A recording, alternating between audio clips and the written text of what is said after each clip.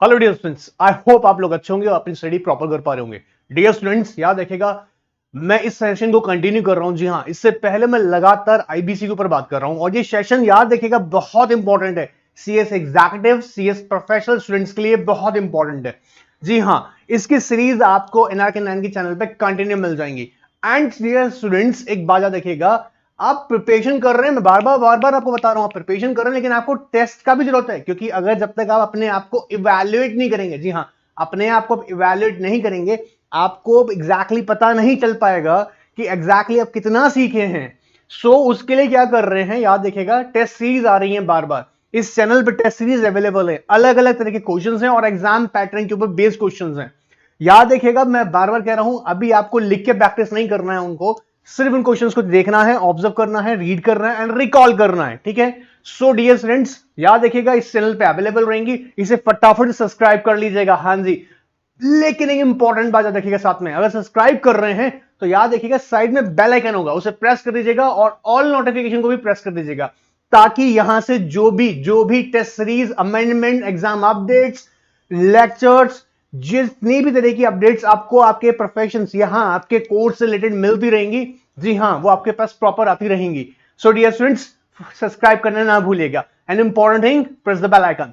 Now without wasting time मैं session को continue कर रहा हूं। वन ऑफ द जबरदस्त इंपॉर्टेंट का खतरनाक वाला सेशन है सर। क्यों?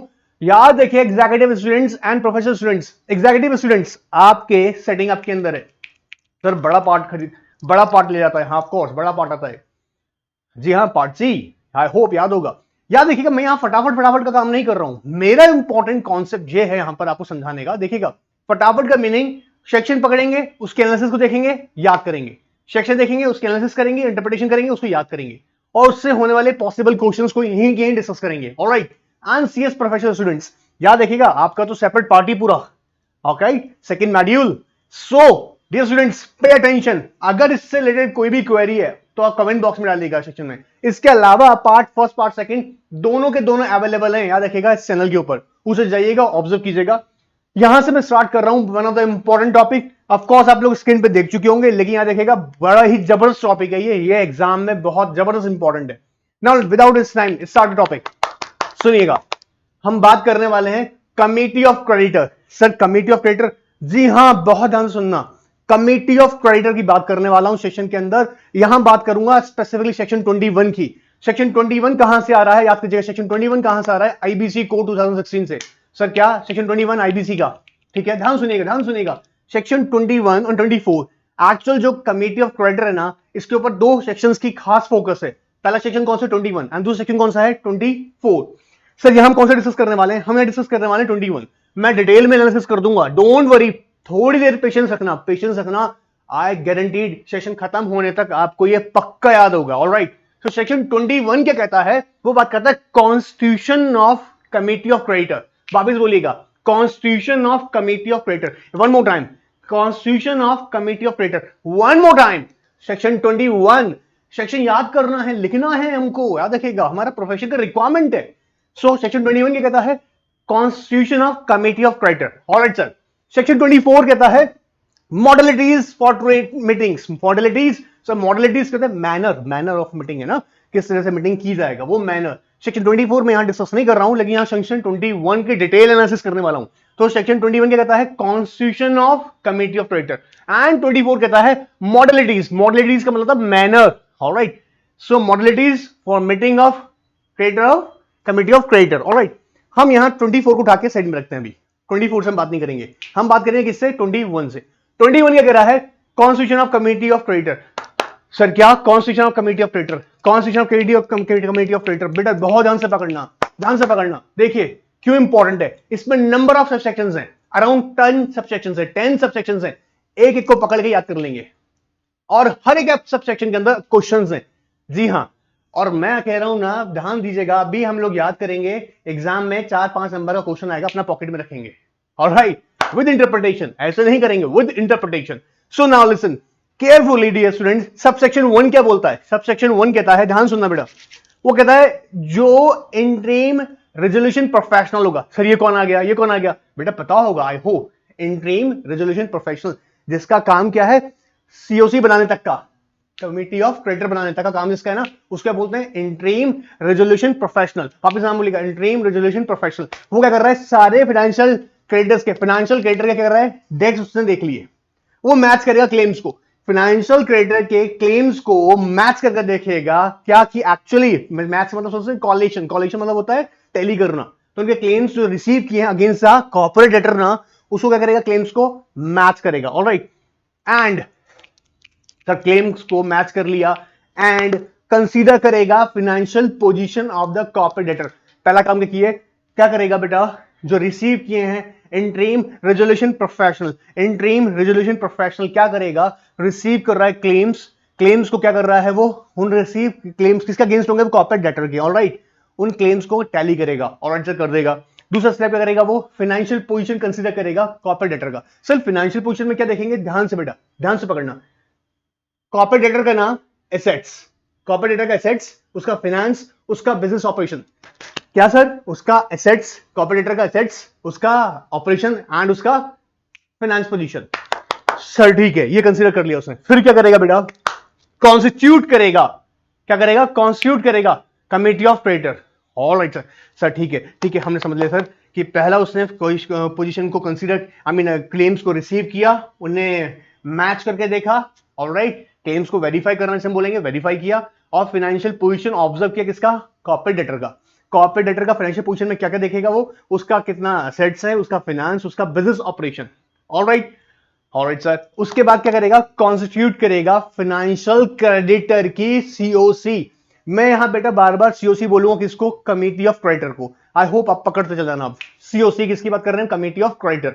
सो ध्यान सुनना बेटा, फाइनेंशियल क्रेडिटर क्या की सीओसी बनेगी, सर ऑपरेशन क्रेडिटर नहीं आएगा, नहीं बेटा, यहां लेकर नहीं आने वाले हम लोग स्पेसिफिक 21 के अंदर बात करने वाले किसकी, फाइनेंशियल क्रेडिटर की सीओसी, क्योंकि बहुत इंपॉर्टेंट, ध्यान सुनना। अब ये क्या होगा, फाइनेंशियल जो क्रेडिटर है ना, फाइनेंशियल क्रेडिटर, इनकी कमेटी ऑफ बनेगी, कमेटी ऑफ क्रेडिटर बोलेंगे इसको। ऑलराइट, ऑलराइट सर, ठीक है, ठीक है, ठीक है, ठीक है, ध्यान से पकड़ना बेटा।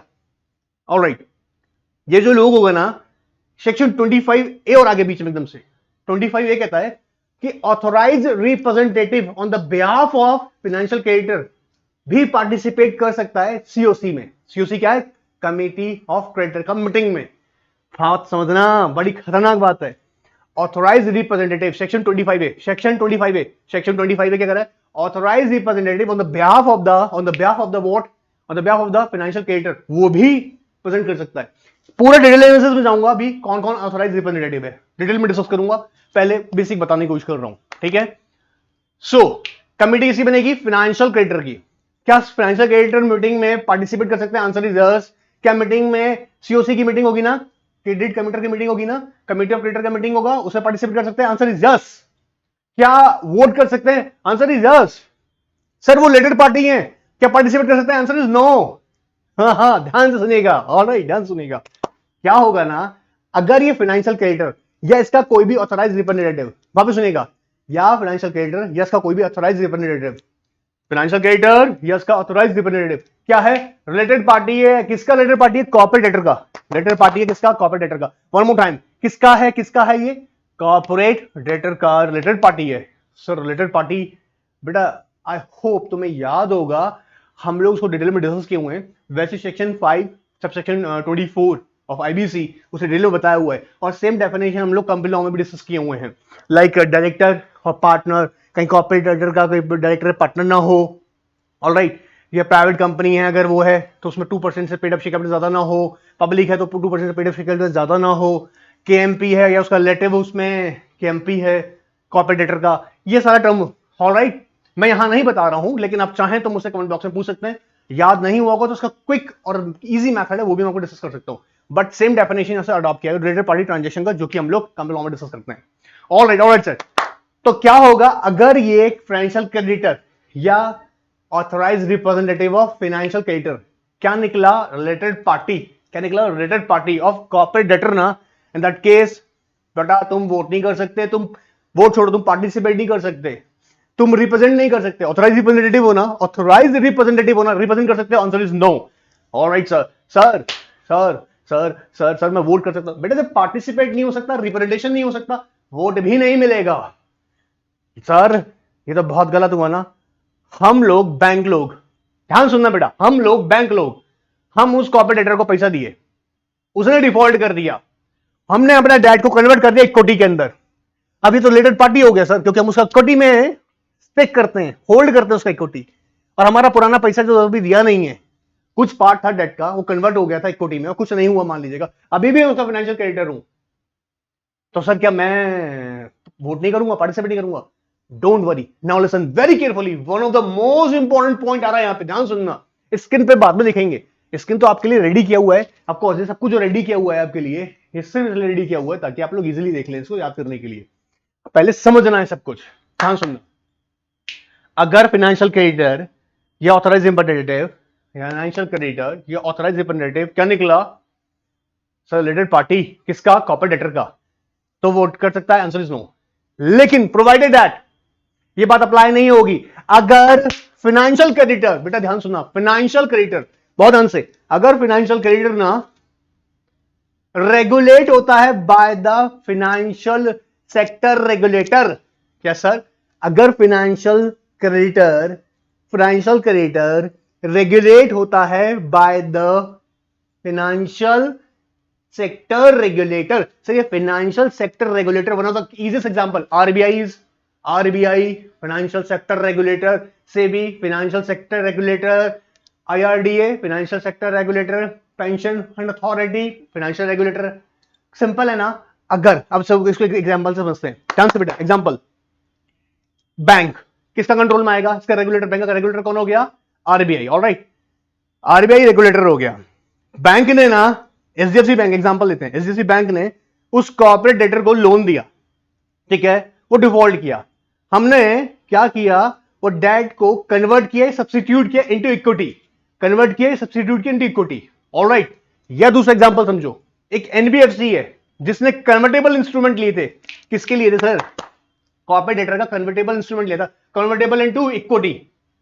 तो यार सर ये भी क्या related party? Answer is no. तो मैं एग्जाम में बेटा ध्यान रखना है, क्या ऑब्जर्व कर लेना कि वो जो एंटिटी है रिलेटेड पार्टी को हम कैसे हटा देंगे इसमें से। पहली इंपॉर्टेंट बात, जो फाइनेंशियल क्रेडिटर वो चेक करना, क्या फाइनेंशियल क्रेडिटर ऐसा तो नहीं है जो रेगुलेट होता हो किसके अंडर में? फाइनेंशियल याद करो बेटा, फाइनेंशियल सेक्टर रेगुलेटर। कौन कौन होता है जैसे financial sector regulator? RBI, SEBI, IRDA, pension fund authorities. Alright, ठीक है सर, याद हो गया। वन मोर थिंग, अगर ना इंसॉल्वेंसी कमेंसमेंट डेट से पहले, प्रायर इंसॉल्वेंसी कमेंसमेंट डेट से पहले अगर कोई रिलेटेड पार्टी ट्रांजेक्शन थी ना, डोंट वरी, आज हम उसको रिलेटेड पार्टी नहीं मानेंगे, जाओ वोट करो। लेकिन याद रखना, डेट ऑब्जर्व करना बहुत ध्यान से, क्योंकि इंसॉल्वेंसी कमेंसमेंट डेट जब कब से होती है? जब से आपकी एप्लीकेशन एडमिट हो जाती है by the adjudicating authority, NCLT. Adjudicating authority मतलब एनसीएलटी जब एक्सेप्ट कर लेता है ना, उससे क्या बोलते हैं? Insolvency commencement date. इससे पहले था कोई रिलेटेड पार्टी ट्रांजेक्शन, जाइए ऐश कीजिएगा, आप कर सकते हैं वोट। ऑलराइट सर, याद हो गया। ये सेक्शन 2 की मैंने एनालिसिस कर दिया सामने। अब सेक्शन 3 सुनिएगा एक बार ध्यान से। सर मान लीजिएगा, एग्जांपल बेटा, एग्जांपल बहुत ध्यान से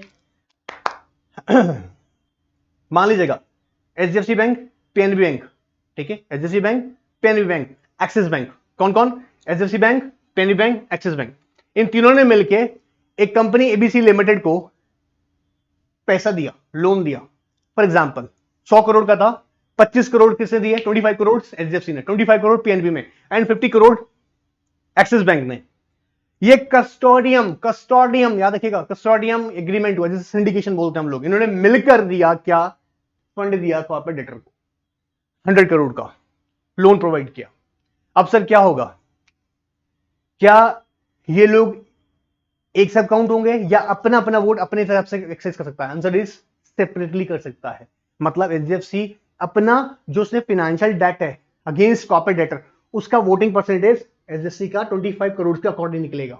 ऐसे ही एक्सिस बैंक का अगर 50 करोड़ है तो उसका फाइनेंशियल डेट जो अगेंस्ट द कॉर्पोरेट डेटर है एक्सिस बैंक का, वो 50 करोड़ के अकॉर्डिंग निकलेगा। ये सबसेक्शन 3 की डेफिनेशन है, अभी याद कराएंगे। ऑलराइट सर, हमको याद हो गया ना। अब देखो 3 सबसेक्शन पकड़ते हैं, आइए स्क्रीन पे आ जाइएगा, फटाफट से जाएगा, आ जाएगा, याद करते जाएंगे, चलते जाएंगे, और एक एक चीज का इंटरप्रिटेशन आपको यही देंगे। चलिए आ जाइएगा दौड़ के। कहता है committee of creditor, section 21 and 24। यहां मेरा प्राइम फोकस है 21 पर, constitution of committee of creditor, constitution of committee of creditor. 25 A बात बेसिकली कर रहे हैं यहाँ पे, देखो right of duties of the authorise representative of financial creditor, ये आगे हम डिस्कस करेंगे, आप देखिएगा। 21 क्या कर रहा है, 21 सेक्शन 21 जबरदस्त इंपॉर्टेंट सेक्शन है, बहुत पॉसिबिलिटी एग्जाम में आने की। सब सेक्शन 1 क्या कहता है, आईआरपी, बेटा आईआरपी क्या होता है, इंट्रीम, मैं उनके लिए लिख रहा हूं जिन्होंने पहले नहीं पता उनको, मान लीजिएगा by chance, interim resolution professional, interim resolution professional, alright. So IRP क्या करेगा, shall after matching all the claims, sir ये मैचिंग ऑल द क्लेम्स लिखा है, मैचिंग कॉलेशन भी बोलते हैं इसे बेटा, आप लोगों का बुक में कॉलेशन लिखा था, मैंने आपके लिए इजी करने के लिए इसमें हमेशा मैचिंग लिखा हुआ है। क्या करेगा, all claims received against the corporate debtor and determine the financial position, financial position में क्या क्या देखेंगे, उसकी एसेट्स, ऑलराइट सर, उसका फाइनेंस पोजीशन जो होगा, फाइनेंस के पास कितना अवेलेबल है, एंड बिजनेस ऑपरेशन, याद रखिएगा business operation, sir business operation क्या होता है, जो इस तरह का बिजनेस एक्टिविटी कर रहा है वो, ठीक है, ऑलराइट। सो क्लियर है यहां तक, ठीक है सर, याद हो गया। क्या क्या देखना है, पहला आईआरपी ने क्या लिया, क्लेम्स को वेरीफाई करने का काम किया, टैली किया, टैली मतलब मैचिंग किया, ऑलराइट, एंड फाइनेंशियल पोजीशन को कंसीडर किया कॉर्पोरेट डेटर का, सर याद हो गया, ऑलराइट गुड। चलिए आगे, आगे कहता है, देखो ये सबसेक्शन 2 है बेटा, सबसेक्शन 2 क्या कहता है, सीओसी कमिटी ऑफ क्रेडिटर, बेटा ये फिर लिख दूं यहां पर, आप लोग को डाउट ना हो तो, कमिटी, मैं बार बार आपको रिपीट नहीं करूंगा बेटा, ताकि आप भी टाइम वेस्ट ना हो आपका भी, committee of creditors, committee of creditors comprises with all financial creditor, मतलब इसमें सबके सब कौन लोग होगा, फाइनेंशियल क्रेडिटर। आपको याद होगा हम लोग डिस्कस किए हुए हैं ऑलरेडी इससे पहले वाले सेशन में, अगर आप लोगों को डाउट हो तो आप इससे पहले वाला वीडियो जाकर देख सकते हैं, इससे पहले तो 2 सीरीज आ चुकी हैं इसकी, जिसमें मैंने फाइनेंशियल क्रेडिटर और ऑफिशियल क्रेडिटर को डिफाइन किया हुआ है, ठीक है, फाइनेंशियल क्रेडिटर कौन होगा और ऑफिशियल क्रेडिटर कौन होगा। तो यहां हम लोग बात करें स्पेसिफिकली जो कि फाइनेंशियल क्रेडिटर होगा, पूरा डिटेल में डिस्कस किया हुआ है मैंने उस पर, आप जरूर देख लीजिएगा। So financial creditor and authorise representative, authorise representative किसका होगा बेटा, फाइनेंशियल क्रेडिटर का, ठीक है।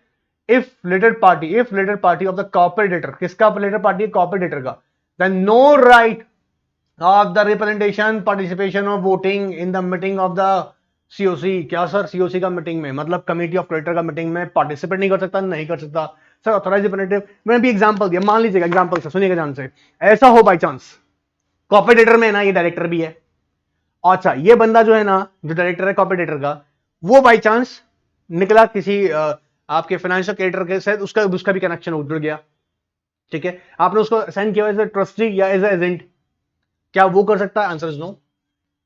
मैं आपको बहुत सिंपल टर्म में बोल रहा हूं, आप रिलेटेड पार्टी ट्रांजेक्शन की आप डेफिनेशन चेक करेंगे, आपको इजीली याद हो जाएगा वो। तो यहां पर रिलेटेड पार्टी अगर आगे इन्वॉल्व हो गया तो याद रखिएगा वो पार्टिसिपेट नहीं कर सकता फिर मीटिंग में। लेकिन देखो मजेदार बात क्या रहा बेटा, ये बड़ा इंपॉर्टेंट है यार, ये मैं बहुत इसको अलग से पॉइंट दे रहा हूं मैं, बहुत पॉसिबिलिटीज क्या आने के यार एग्जाम में, मैं आपको पहले कह दूं, क्या देखो कहता है ये प्रोविजन अप्लाई नहीं होगा अगर financial creditor, if financial creditor regulated by the financial sector regulator.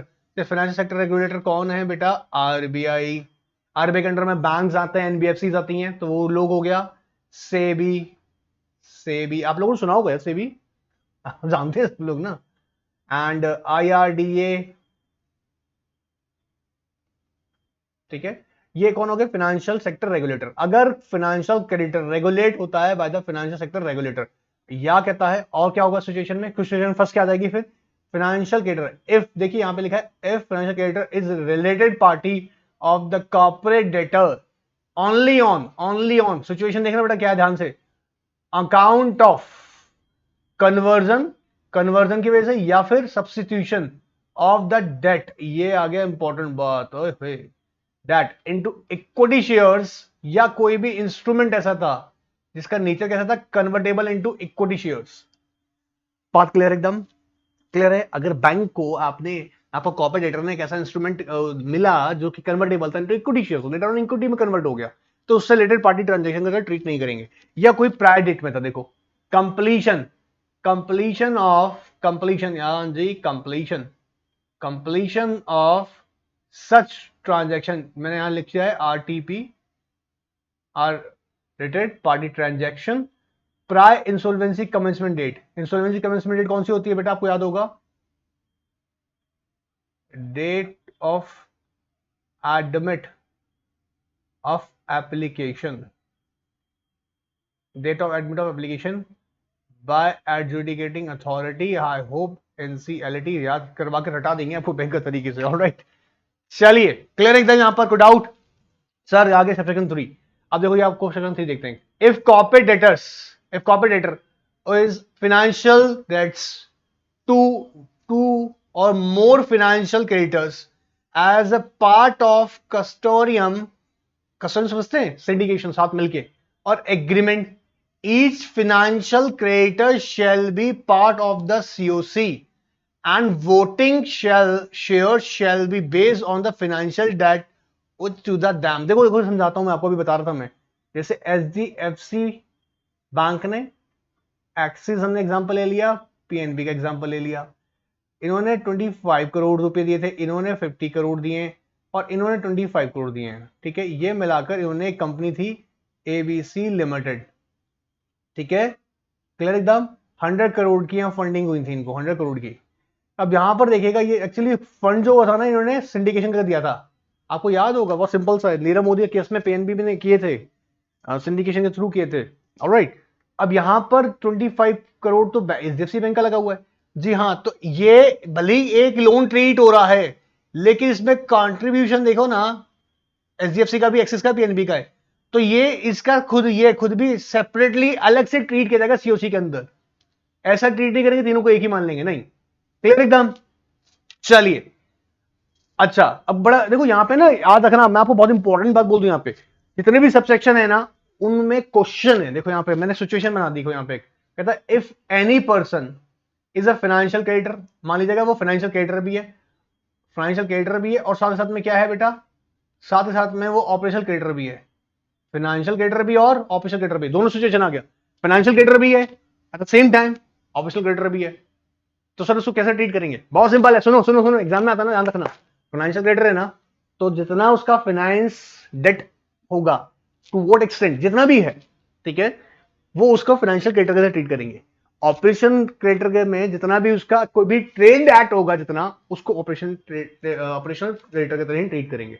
ऐसा नहीं है कि भैया एक टाइम पर अगर बंदा एक फाइनेंशियल क्रेडिटर भी है और ऑपरेशनल क्रेडिटर भी है तो तुमको एक का ही बेनिफिट मिलने वाला, ऐसा नहीं है, दोनों सेपरेट ट्रीट होंगे, सिंपल एकदम।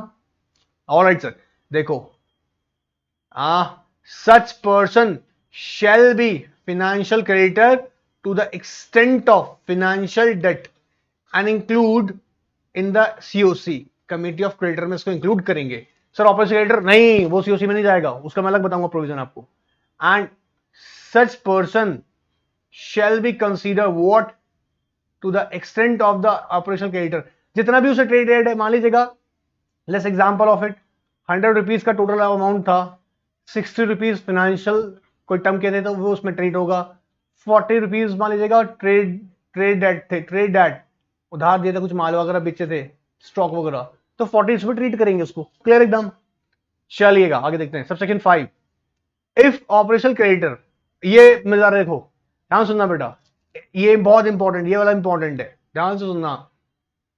If operational creditor assign and और ट्रांसफर, असाइन और ट्रांसफर, अपना क्या होता है ना, जैसे मान लीजिएगा आपको किसी से पैसा लेना था, आपने वो पैसा किसी, आपको लेना था किसी से और किसी को पे करना था। फॉर एग्जांपल ए को पैसा लेना है बी से और बी को पे करना है सी को, तो ए जो अपने राइट टू रिसीव, जो उसको रिसीवेबल्स हैं, वो राइट टू रिसीवेबल्स होगा, वो किसको असाइन कर सकता है? सी को कर सकता है, जिसको वो पे करेगा। अगर आपने ऐसा किया, देखो, if operational creditor assign or transfer any operational debt to the financial creditor and then such assignee or transferee shall be considered as an operational creditor to the extent of such assignment।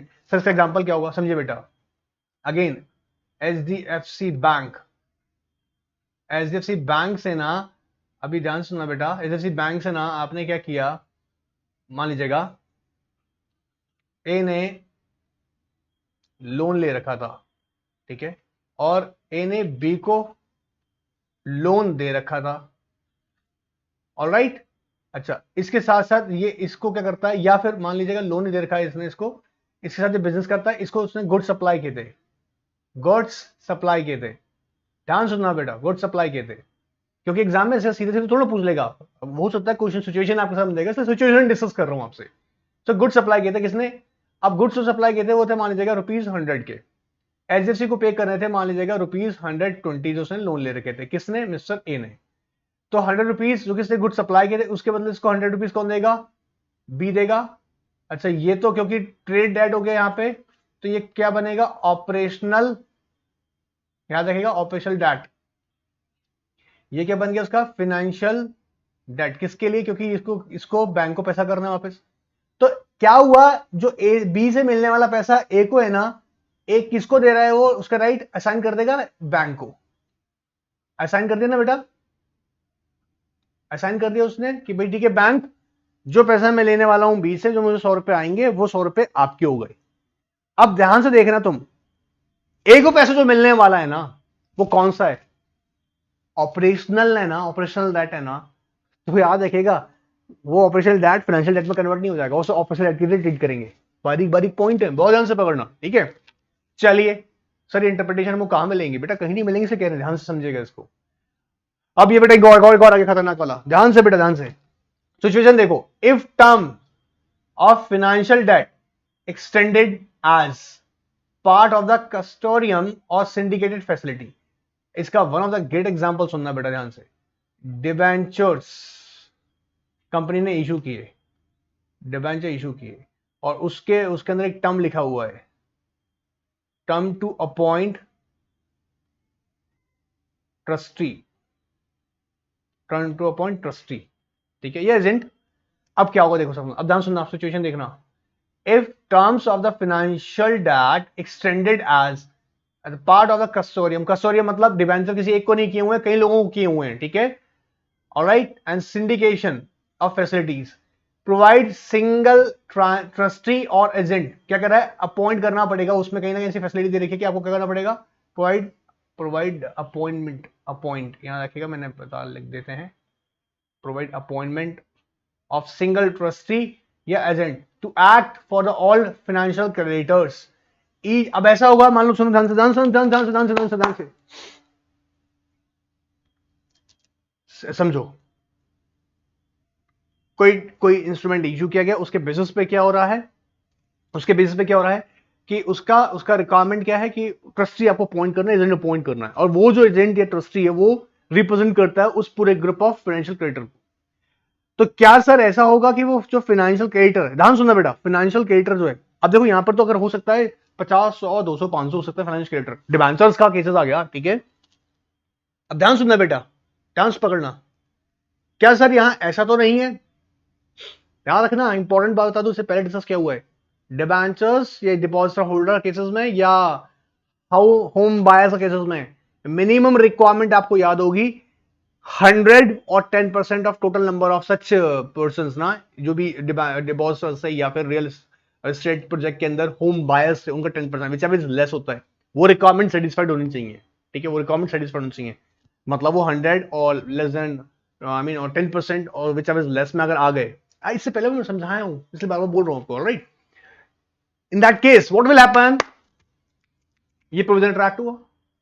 अब कहता है कि ऐसा case में क्या होगा, जो आपका फाइनेंशियल क्रेडिटर है, क्योंकि इसमें तो कई सारे याद रखिएगा फाइनेंशियल क्रेडिटर आ जाएगा, कई सारे लोग आ जाएगा, क्या होगा?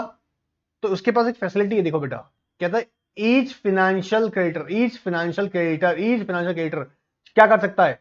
ऑथोराइज कर सकता है ट्रस्टी को और एजेंट को to act on his behalf in the COC to the extent of his voting shares.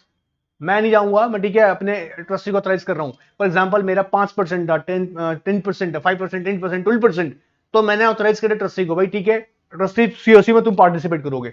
Sir ऐसा क्यों होता है? ध्यान से सुनना बेटा, क्या होता है समझो, समझो, समझो, समझो, समझो, समझो। कई बार क्या होता है, देखो आपको याद होगा, ये सिचुएशन वहां ऐसी है जहां पर रिवाइव हो सकती है, मतलब जो फाइनेंशियल क्रेडिटर होता है ना, they will decide in the meeting कि या तो क्या होगा, बिजनेस कंटिन्यू होगा या फिर इसको लेके जाओ कहां, लिक्विडेशन तरफ। कंटिन्यू का मतलब होता है इन बिटवीन दैट, किसको लगता है कि यार बिजनेस उसका, किसका, कॉर्पोरेट डेटर का वाइबल है, तो उसे कंटिन्यू कर सकते हैं। लेकिन कंटिन्यू करने वाले लोग खुद भी तो समझदार हो कि देखें, वो ऑब्जर्व करें कि फाइनेंशियल क्रिएटर इतने एक्सपीरियंस एनालिटिक तो हो, उनकी एनालिसिस स्ट्रांग तो हो कि वो बिजनेस ऑपरेशन को देख सके कि ये वायबल है नहीं है। इन दैट केस लेकिन ठीक है यार, ट्रस्टी को अपॉइंट करते, ट्रस्टी एक्सपीरियंस भी नॉलेजेबल है, he will consider on my behalf कि भैया ये कंटिन्यू कर नहीं कर सकते। तो क्या उसके पास राइट है? ऑफ कोर्स अंदर कर सकता है, ऑल राइट। या वो खुद भी रिप्रेजेंट करता है, ठीक है, मैं सिंपली अपने आप को रिप्रेजेंट करूंगा, खुद भी रिप्रेजेंट कर सकता है, represent himself in the COC to the extent of his voting. या लगता है जी हम तो सब छोड़ो, हम तो लेके आएंगे क्या, इंसॉल्वेंसी प्रोफेशनल। क्या लेके आएंगे? Insolvency professional. बेटा खर्चा लेकिन आप ही का होगा, हाँ हमारा है। इंसॉल्वेंसी प्रोफेशनल अगर लेके आते हो, तो अगर आप अपॉइंट करते हो अपना इंडिविजुअल, तो आपको उसको कॉस्ट पे करना पड़ेगा। And exercise his right to vote with the one or more financial creditor jointly established। ठीक है, चार सिचुएशन है, सेक्शन 6 के अंदर चार सिचुएशन है। अगर अगर अगर अगर इशू का टर्म ने अब कंसोर्टियम या सिंडिकेशन के थ्रू, मान लीजिएगा ऐसा कोई इशू का टर्म है जिसके अंदर, कोई भी इशू ऐसा टर्म है जिसके अंदर क्या हो रहा है, अपॉइंटमेंट ऑफ ट्रस्टी या एजेंट हो रहा है, क्या होगा उस केस के अंदर बेटा, याद देखिएगा, जो फाइनेंशियल क्रेडिटर हैं उनमें हर एक फाइनेंशियल क्रेडिटर को एक उनके लिए अपॉर्चुनिटी रहेगी, क्या क्या वो अपना ही पार्ट को रिप्रेजेंट करने के लिए ऑथराइज कर सकते हैं ट्रस्टी को कि भाई ठीक है, to what extent I have a right in the you know what according to proportion of the financial debt आप प्रेजेंट कर सकते हो मेरे बिहाफ पर, ऑलराइट, सीओसी के अंदर। दूसरा, वो खुद अपने आप को रिप्रेजेंट कर सकता है, रिप्रेजेंट हिमसेल्फ, ऑलराइट। तीसरी बात, he can appoint what insolvency professional, all right, but he has to take the, you has to bear the cost of such a professional। and the fourth one is jointly या severally मिलके other financial creditors अपने vote कर सकता है। एकदम simple है ना। आइए आगे देखते हैं। 6A इंपॉर्टेंट सेक्शन है बेटा, ये वाला भी। सबसेक्शन 6A क्या कहता है? If financial debt in the form of securities और deposits and issue term provide appointment of trustee and agent, such trustee and agent on the behalf of the, sir कर सकता है, हाँ हाँ ट्रस्टी भी कर सकता है, लेकिन याद रखना मैंने आपको बताया था इसके लिए कंडीशन है, मैं अभी वापस बोल दूं आपको, 100 है ना और 10%, ये मैं आपको वापस रिमाइंड करा दूं, of total number of such securities holders. इन दोनों में क्या निकालेंगे हम लोग? लेस, जिनमें दोनों में कम होगा। अच्छा, तो ऐसे केस में ट्रस्टी जो होगा और एजेंट जो होगा वो रिप्रेजेंट कर सकता है। Answer is this. मैंने इससे पहले आपको बताया था कि आपको याद हो, हमने इसमें डिस्कस किया हुआ था ऑलरेडी कि जो ट्रस्टी है, जी हाँ, डिबेंचर ट्रस्टी हैं या कोई एजेंट स्पेसिफिकली अपॉइंट किया हुआ है, वो भी एज ऑथराइज रिप्रेजेंटेटिव वर्क कर सकता है। ऑलराइट, सिंपल एकदम। चलें, ऑलराइट, अब देखो यहां पर आता है सब, ये जो क्लॉज बी है ये बड़ा इंटरेस्टिंग है। क्लॉज बी क्या कहता है, देखो ध्यान सुनना। इंटरिम रेजोल्यूशन प्रोफेशनल एक एप्लीकेशन तैयार करेगा, उसमें नेम मेंशन करेगा इंसॉल्वेंसी प्रोफेशनल का, ऑलराइट, इंसॉल्वेंसी प्रोफेशनल का, और वो किसको सबमिट कर देगा? With the list of financial creditor. Submit कर देगा किसको? जाके एनसीएलटी को। और एनसीएलटी को बोलेगा, मतलब एडजुडिंग अथॉरिटी को बोलेगा, sir now it's time to appoint insolvency professional before conducting first meeting of COC. Interim resolution professional का इतना ही काम था, आपको याद हो तो। अब सीओसी बनाने तक का काम था। अब सीओसी की फर्स्ट मीटिंग से पहले पहले क्या करना पड़ेगा? इंसॉल्वेंसी प्रोफेशनल की अपॉइंटमेंट कौन करेगा? एनसीएलटी। ऑलराइट सर, देखेगा in case of class of creditor IRP interim resolution professional shall make application to the adjudicating authority, one more time telling you, NCLT। क्या करेगा? along with the list of financial creditor, क्या करेगा? the name of the insolvency professional, so name of the insolvency professional, हाँ जी। अब interim resolution professional यहां work नहीं करने वाला है, ऑलराइट, उसको हटा देंगे। to act as authorized representative, और to act as authorized representative who shall be appointed by the AA, कौन है? adjudicating authority, prior to the first meeting of the COC। Alright, COC का मीटिंग, पहला meeting उनसे पहले insolvency professional appoint करना पड़ेगा। Specifically कब? जब, याद रखेगा, जब क्लास ऑफ क्रेडिटर का बात हो रहा होगा, डिफरेंट क्लास ऑफ क्रेडिटर्स का बात हो रहा होगा। ऑलराइट, चलिए now guardians, executor, administrator of financial creditor shall act as authorised representative. Guardians, हाँ जी याद है आपको, हम डिस्कस किए हुए हैं। अगर किसी के पेरेंट्स ने अपने बच्चों के लिए कोई डेट बॉन्ड्स वगैरह, डेट इंस्ट्रूमेंट्स वगैरह में पैसा इन्वेस्ट किया हुआ था, या कोई एग्जीक्यूटर है, एडमिनिस्ट्रेटर, इंडिविजुअल केसेस आ गए यहाँ पर, मान लीजिएगा इंडिविजुअल पेमेंट नहीं किया था तो एग्जीक्यूटर अपॉइंट, एडमिनिस्ट्रेटर अपॉइंट होता है, ठीक है। इन दैट केस वो भी ऐसा रिप्रेजेंटेटिव काम कर सकता है। आंसर याद रखिएगा, गार्जियन, एग्जीक्यूटर एंड एडमिनिस्ट्रेटर, और आंसर याद रहेगा।